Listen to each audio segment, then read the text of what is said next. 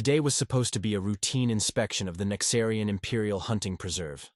Routine being the operative word, because nothing involving the Nexarian royal family ever stays routine for more than 5 minutes.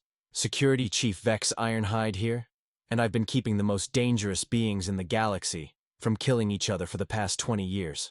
4 arms, 6 eyes, natural armor plating, and a healthy appreciation for beings who pay me enough to risk my neck on a daily basis. The emergency call came through my communicator at 0600 hours, jolting me from my first decent sleep in a week. Chief Ironhide, Code Omega at the Imperial Preserve. The young prince has vanished. Perfect. Absolutely perfect. Because nothing says career suicide like losing the heir to the most powerful empire in this sector of the galaxy. Prince Razorclaw III, son of Emperor Bloodfang, future ruler of 17 star systems, and currently missing from the most secure facility in Nexarian space. The young royal was visiting the preserve as part of his character-building education, which basically meant learning to hunt things that could fight back. Nexarians are apex predators by nature, 10 feet of scaled muscle, natural weapons that can slice through starship hull plating, and a social structure based entirely on who can kill whom most efficiently. Their young ones start hunting live prey before they learn to walk properly. Prince Razorclaw, at barely 2 years old, already stood 8 feet tall and could disembowel a battle droid with his bare claws. He was also, according to his tutors, showing disturbing signs of what they called inappropriate social behaviors. Translation: the kid kept trying to make friends instead of eating things. I arrived at the preserve within minutes, my transport skimming over the artificial landscape designed to replicate the most dangerous hunting grounds in Nexarian territory. Jagged rock formations, predator nests, and enough lethal wildlife to stock a small war. "Status report," I barked at Captain Steelheart, the preserve's head of security. "Sir, the prince was participating in a supervised hunting exercise when he simply disappeared. One moment he was stalking a razor-wing serpent, the next moment he was gone. How does a 10-foot-tall scaled predator just vanish? That's what we're trying to figure out, sir. His tracking beacon went dead approximately 30 minutes ago. Tracking beacons don't just go dead in Imperial facilities. They're powered by microfusion cells that could run a small city for a decade. Either someone had removed it, or the prince was somewhere our technology couldn't reach." "What about the human?" I asked, though I already dreaded the answer. Captain Steelheart's expression darkened. "Dr. Autumn Brightwater is still in Sector 7, conducting her behavioral research. We've maintained minimal contact as per Imperial protocols. Dr. Brightwater, the human, a xenobiologist who had somehow convinced the Emperor to let her study Nexarian predatory behaviors at close range. The first non-Nexarian to be granted access to an Imperial preserve, and quite possibly the most dangerous individual on the entire planet. Not because she was armed or trained in combat.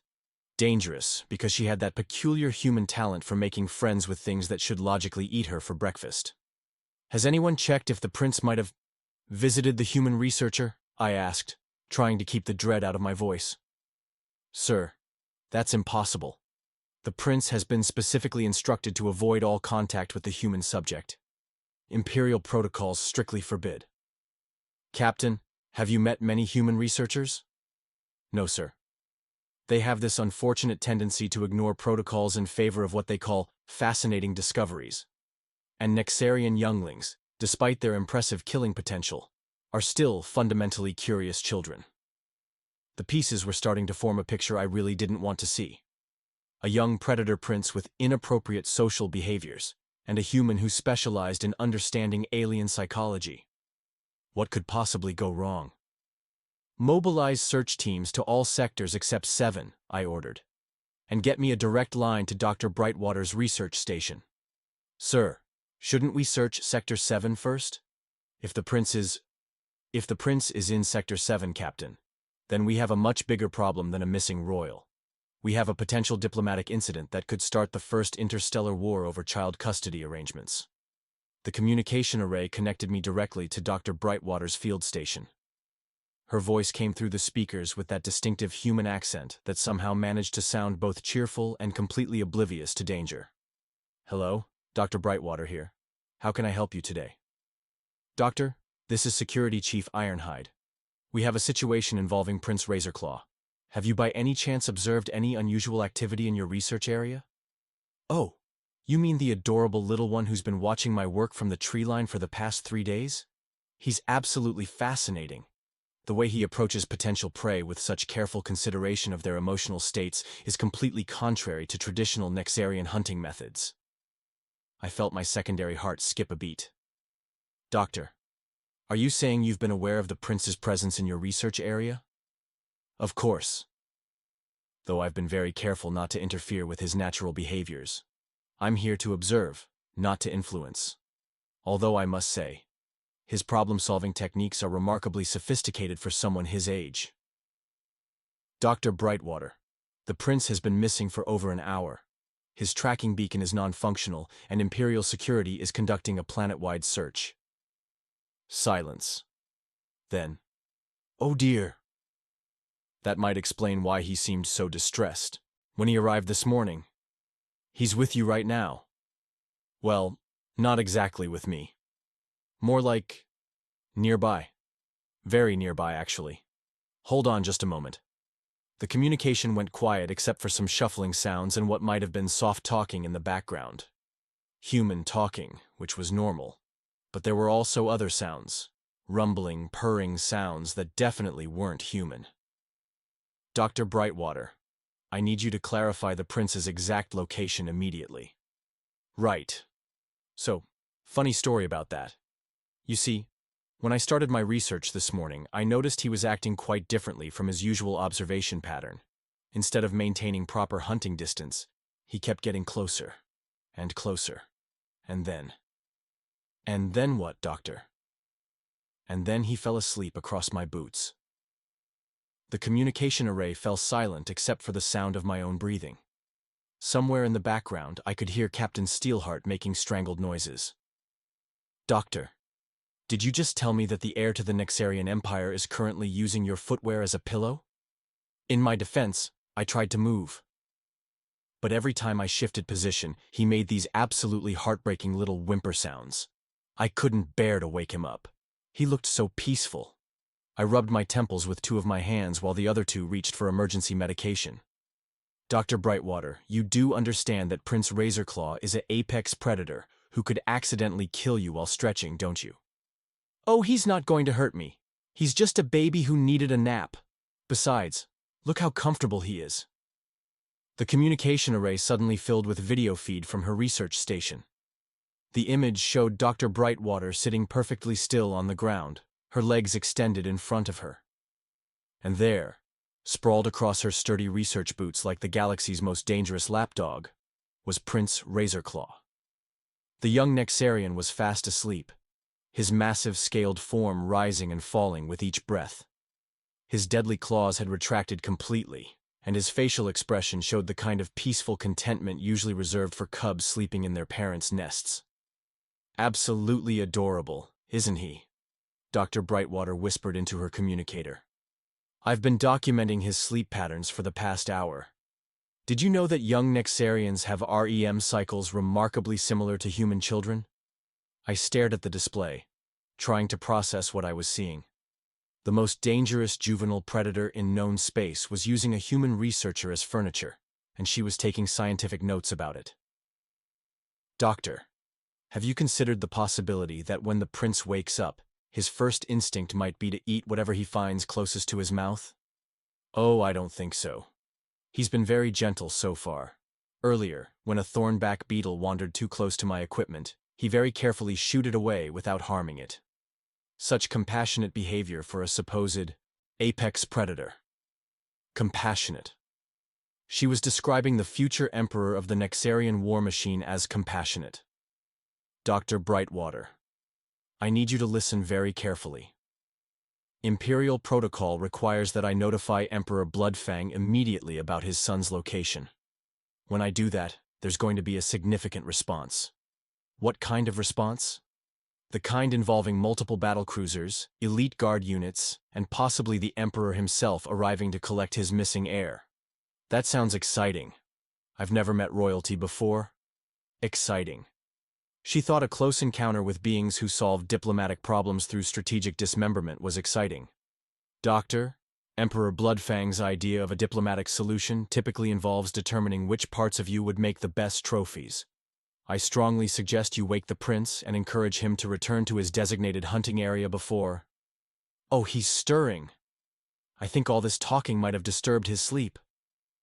The video feed showed Prince Razorclaw's eyes opening slowly, the massive golden orbs focusing with the lazy awareness of someone waking from a pleasant dream.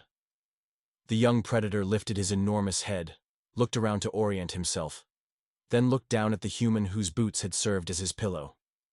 What happened next defied every piece of scientific literature ever written about Nexarian behavior. The prince gently nuzzled Dr. Brightwater's shoulder with obvious affection, made a soft trilling sound that could only be described as a purr, then carefully repositioned himself so that his massive head was resting in her lap. "Good morning, sweetheart," Dr. Brightwater said softly, reaching up to scratch behind his ear ridges. "Did you have a nice nap?" The prince's response was to close his eyes and purr even louder. "Dr. Brightwater," I said carefully, "I think we may have stumbled onto the discovery of the century." "What's that?" "I think you've accidentally domesticated the future emperor of the Nexarian Empire." The purring stopped. Prince Razorclaw opened one golden eye and looked directly at the communication device, as if he'd understood every word of our conversation. Then he winked. "Chief Ironhide," Dr. Brightwater whispered, "I think we're going to need a bigger research grant." Before I could respond to that massive understatement, my emergency communicator erupted with the most terrifying sound in the known galaxy, the personal communication tone of Emperor Bloodfang himself. Chief Ironhide. The voice that came through the speakers could have frozen plasma in its containment fields. "Explain to me why my son's tracking beacon has been offline for 2 hours." I glanced at the video feed showing Prince Razorclaw contentedly receiving ear scratches from a human who probably weighed less than one of his claws.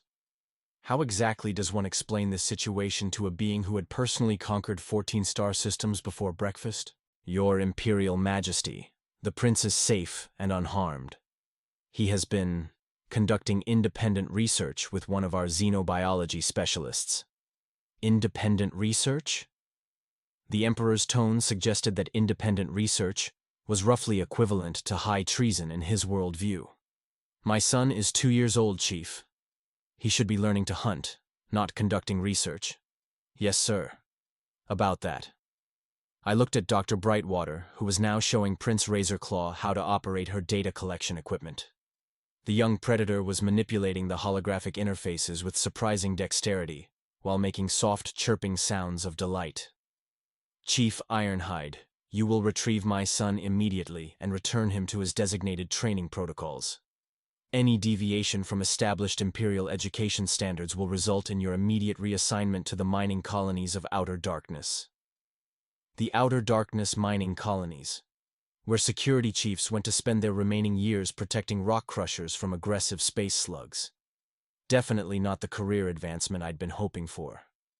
"Sir, there may be some complications with immediate retrieval." "Explain these complications, Chief." I watched as Prince Razorclaw carefully helped Dr. Brightwater organize her research materials, his massive claws handling delicate instruments with impossible gentleness. The young royal was demonstrating problem-solving skills and cooperative behaviors that should have been biologically impossible for his species. "The prince appears to have formed a significant attachment to the research specialist, Your Majesty. Any forced separation might cause distress." "Distress?" Emperor Bloodfang's voice carried the kind of disbelief reserved for concepts that had never existed in Nexarian vocabulary. "My son is a future warrior emperor, not a household pet.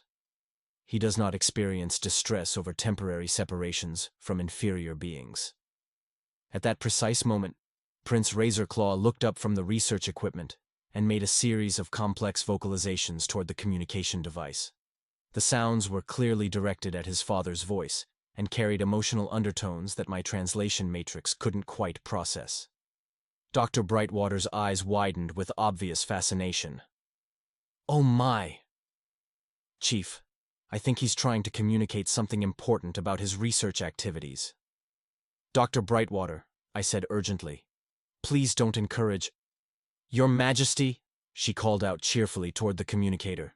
Your son has been absolutely wonderful. He's shown remarkable intelligence in observing my behavioral studies, and his insights into predator-prey dynamics are surprisingly sophisticated. The silence that followed lasted approximately 17 seconds, long enough for me to contemplate various career alternatives that didn't involve explaining interspecies psychology to homicidal royalty. Who, Emperor Bloodfang said with deadly calm, is speaking to me? That would be Dr. Autumn Brightwater, sir, I replied quickly. The human xenobiologist conducting authorized research in Sector 7. The human is speaking directly to me, without permission, while my son is present. Yes, sir. That appears to be an accurate summary of the current situation. Prince Razorclaw chose that moment to demonstrate his growing communication skills by making another series of vocalizations, this time accompanied by what could only be described as gesturing with his claws toward Dr. Brightwater's research setup. Chief, Dr. Brightwater whispered excitedly, I think he's trying to explain his research methodology to his father. This is unprecedented. Young Nexarians aren't supposed to develop complex communication patterns for another 3 years.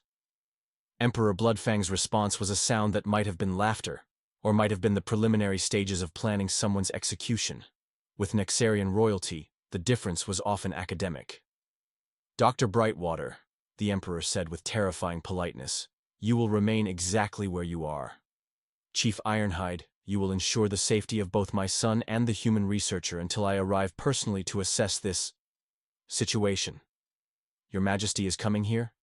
To the preserve? I am coming to determine why my heir appears to be conducting scientific research instead of learning proper predatory behaviors. This deviation from Imperial protocol requires immediate Imperial attention. The communication went dead, leaving me staring at a display showing the future Emperor of 17 star systems happily helping a human organize her field notes. Dr. Brightwater, I said carefully, Emperor Bloodfang is en route to this location. When he arrives, I strongly suggest you avoid any sudden movements, direct eye contact, or attempts at casual conversation. Oh, how exciting! Do you think he'd be interested in observing my research findings?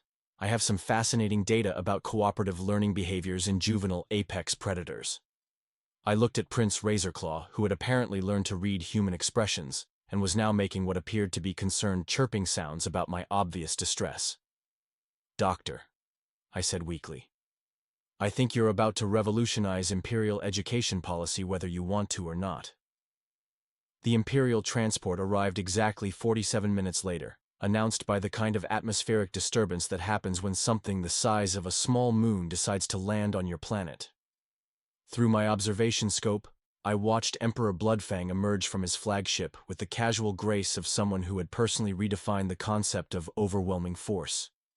12 feet of scaled perfection, battle scars that told the story of 17 conquered systems, and an aura of barely contained lethality that made my survival instincts scream at me to find a very deep hole and hide in it. Behind him followed the Imperial Guard, each one a hand-picked veteran of the Nexarian war machine, beings who considered excessive force to be a polite suggestion rather than a tactical guideline. Chief Ironhide, came the Emperor's voice through my communicator, somehow managing to sound both conversational and absolutely terrifying. Report to Sector 7 immediately. Bring minimal security escort. Minimal security escort. When Emperor Bloodfang suggested minimal security, it usually meant he was planning to handle any potential violence personally. I made my way to Sector 7 with Captain Steelheart and 2 guards, who looked like they'd rather be anywhere else in the galaxy. Not that I blamed them. Attending a meeting between homicidal royalty and an obliviously cheerful human researcher ranked somewhere between voluntarily entering a black hole and voluntarily entering a black hole and attempting to negotiate with a hungry void kraken on the list of career moves to avoid. Dr. Brightwater's research station came into view just as Prince Razorclaw looked up from whatever scientific experiment he'd been conducting with his new favorite human. The young royal's golden eyes fixed on his father's approaching form, and he made a series of excited chirping sounds that needed no translation. Emperor Bloodfang stopped dead in his tracks. I'd witnessed the Emperor face down entire fleets without flinching. I'd seen him negotiate trade agreements while casually dismembering practice dummies. I'd watched him address the Galactic Senate with the kind of calm authority that made seasoned diplomats reconsider their career choices. But right now, watching his 2-year-old son enthusiastically showing off holographic research data to a human female who was praising his excellent scientific methodology, the Emperor looked like someone had just explained quantum physics using interpretive dance. "Father!" Prince Razorclaw called out in perfect Imperial standard, a language he definitely hadn't been speaking yesterday. "Come see what Dr. Brightwater taught me about cooperative problem-solving techniques." The silence that followed was broken only by the sound of several Imperial guards simultaneously reaching for their weapons, then immediately reconsidering when they realized their target was their future ruler. "Your son has made remarkable progress in language development," Dr. Brightwater announced cheerfully, apparently unaware that she was addressing a being who could have her executed for looking at him wrong. Just this morning, he was working primarily in vocal patterns. Now he's demonstrating complex grammatical structures and abstract conceptual frameworks. Emperor Bloodfang approached slowly, his massive form casting shadows across the research station. Prince Razorclaw bounded over to his father with obvious delight, chattering excitedly about thermal regulation patterns in small mammals and the ethical implications of predatory behavior modification. "My son," the Emperor said carefully, "appears to have learned more in 1 day with you than in 6 months with his Imperial tutors." "Oh, that's just because we're focusing on interactive learning rather than rote memorization," Dr. Brightwater replied, as if discussing educational theory with galactic conquerors was something she did every Tuesday. Young minds need engagement and emotional connection to process complex information effectively. Emotional connection. The Emperor repeated the phrase like he was tasting something foreign. "You believe my heir requires emotional connection for proper development? All children do. Look how much more confident he's become since we started treating his natural curiosity as a strength rather than a behavioral problem." I watched Emperor Bloodfang's expression shift through several different emotions, none of which had standard translations in Imperial Standard. The concept of treating curiosity as a strength rather than a weakness apparently required some serious mental recalibration.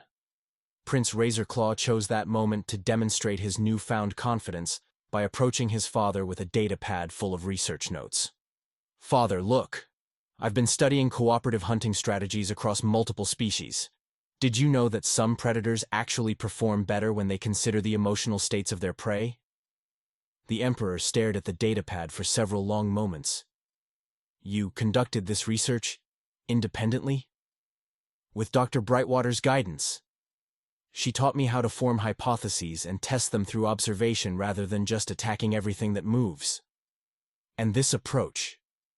The Emperor looked at Dr. Brightwater with something that might have been curiosity. "Produces superior results to traditional methods. In terms of long-term strategic thinking and adaptive problem-solving, absolutely," she replied with obvious enthusiasm. "Brute force tactics work for immediate objectives, but complex challenges require creative solutions. Your son has a natural gift for seeing patterns that others miss." Prince Razorclaw preened under the praise, then pulled out another datapad. "I also documented 17 different approaches to conflict resolution that don't involve immediate violence. Want to see?" The Emperor accepted the second datapad with the careful attention of someone reviewing battle plans. His golden eyes scanned the information while his son waited eagerly for approval. "These strategies," he said slowly, "suggest that psychological manipulation can be more effective than physical intimidation for achieving long-term objectives." "Exactly. Cooperation builds stronger alliances than coercion. Dr. Brightwater says that sustainable power comes from willing loyalty rather than enforced compliance." I felt my career prospects flashing before my eyes as Emperor Bloodfang turned his attention to the human researcher, who had apparently been teaching his heir alternative approaches to galactic domination. "Dr. Brightwater," the Emperor said with terrifying politeness, "you have some interesting theories about leadership philosophy." "Oh, I'm not really qualified to comment on leadership," she replied with typical human modesty. "I just know that in my research, subjects respond much better to kindness and respect than fear and punishment. Sustainable relationships require mutual benefit, rather than one-sided exploitation." Mutual benefit. The Emperor was apparently collecting new vocabulary words today. "And you believe this principle applies to all relationships?"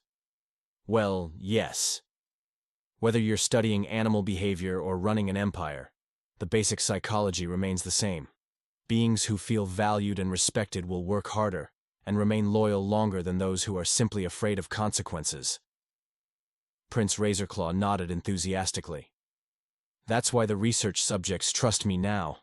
I started approaching them as potential partners instead of prey, and they began demonstrating much more complex behaviors." Emperor Bloodfang looked from his son to Dr. Brightwater, then back to his son. "And this approach has produced measurable improvements in your learning outcomes?" "Incredible improvements. I understand more about predator psychology now than I did after months of traditional training. Plus, it's much more fun. Fun." The future Emperor of 17 star systems had just described learning as fun. "Dr. Brightwater," the Emperor said slowly, "I believe we need to discuss the possibility of expanding your research parameters." "Oh? What did you have in mind? How would you feel about establishing a permanent research facility with significantly expanded resources and broader subject matter?" Dr. Brightwater's eyes lit up with the kind of enthusiasm that had probably started several scientific revolutions. "You mean I could study more species, conduct comparative behavioral analysis across multiple populations, test my theories about cooperative intelligence development?" "I mean," the Emperor said with the tone of someone making a decision that would reshape galactic history, "you could help design educational protocols for the next generation of Imperial leadership." The implications hit me like a cargo transport at full velocity.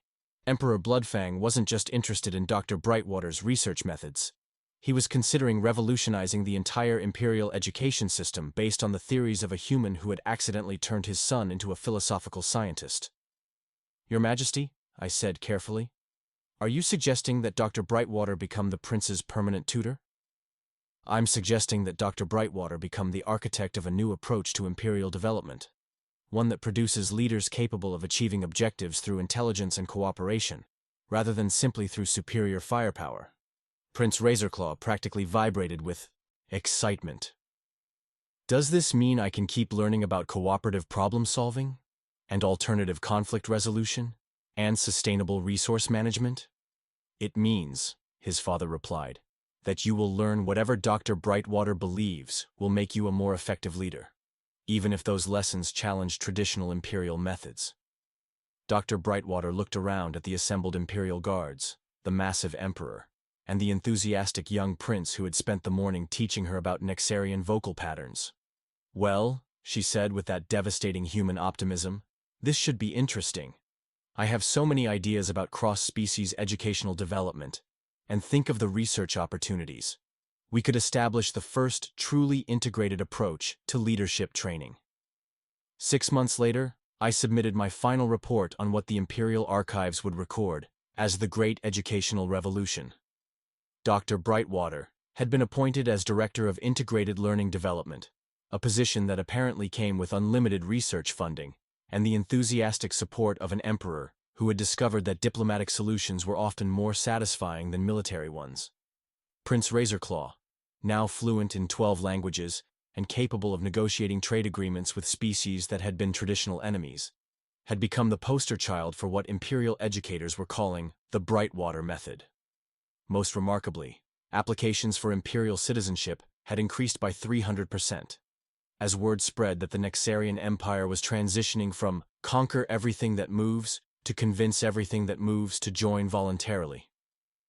"Chief Ironhide," Dr. Brightwater said during one of our regular progress meetings, "I think we may have accidentally revolutionized galactic politics." I watched Prince Razorclaw conducting a video conference with representatives from 6 different species, discussing sustainable mining rights with the kind of diplomatic skill that would have impressed seasoned ambassadors. "Dr. Brightwater," I replied, "I think you've done something much more important than that." "What's that?" You've proven that the most powerful force in the galaxy isn't superior firepower or advanced technology. It's a 2-year-old who learned that asking nicely works better than threatening loudly. She grinned with that radiant human confidence that had started this whole impossible situation. You know what the best part is? What? He's still just getting started.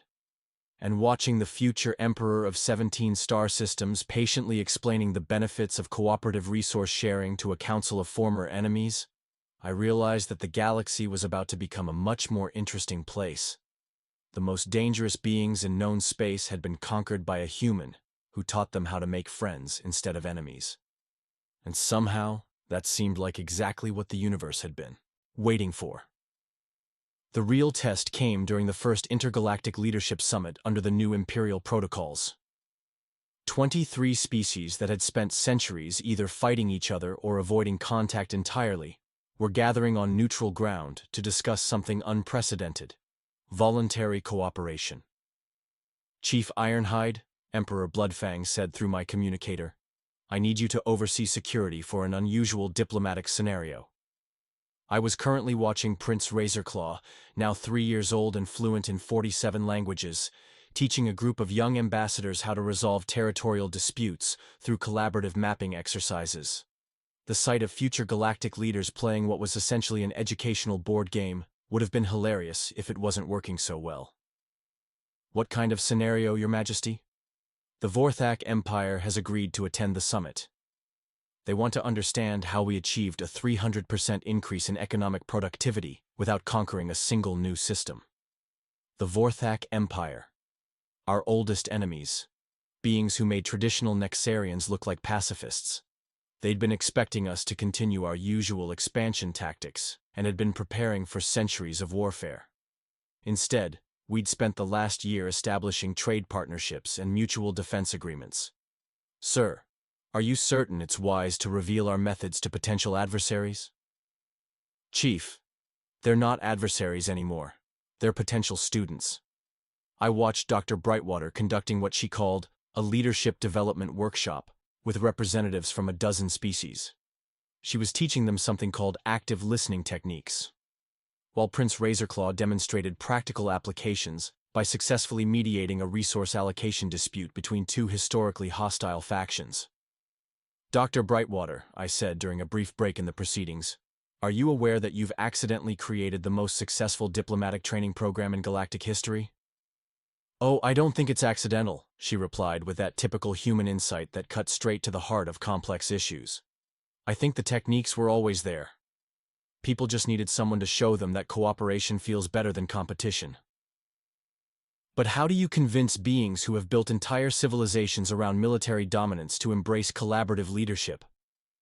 She gestured toward Prince Razorclaw, who was currently explaining sustainable resource management to a Vorthak general with the patient enthusiasm of someone who genuinely enjoyed teaching. You start with the children. Adults have too many preconceptions about how power works. Children just want to learn the most effective methods for achieving their goals. When they discover that kindness works better than cruelty, they tend to stick with what works. The Vorthak general was taking notes. A being whose species had spent millennia perfecting the art of intimidation was carefully recording the leadership insights of a 3-year-old Nexarian prince. The real breakthrough, Dr. Brightwater continued, came when Prince Razorclaw started questioning why anyone would choose methods that made both sides unhappy when there were alternatives that made everyone satisfied. Once you frame it as an efficiency problem rather than a philosophical choice, even the most hardened warriors start paying attention. As if to prove her point, Emperor Bloodfang approached our group with what appeared to be genuine curiosity rather than his usual intimidating authority. Dr. Brightwater, the Vorthak delegation wants to establish their own pilot program using your educational methods. They're offering to host the next summit on their homeworld as a gesture of good faith. That's wonderful. Think of the comparative data we could gather.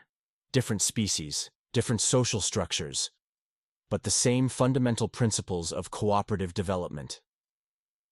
I realized that Dr. Brightwater had accomplished something that centuries of warfare, diplomacy, and economic pressure had failed to achieve. She'd made peace interesting. More than that, she'd made it profitable, efficient, and intellectually satisfying. Your Majesty, I said, I believe we're witnessing the end of traditional galactic politics. And the beginning of something much more effective, the Emperor replied, watching his son successfully negotiate a complex trade agreement while explaining his reasoning to fascinated observers from 6 different military empires. Indeed, I agreed, the universe may never be the same.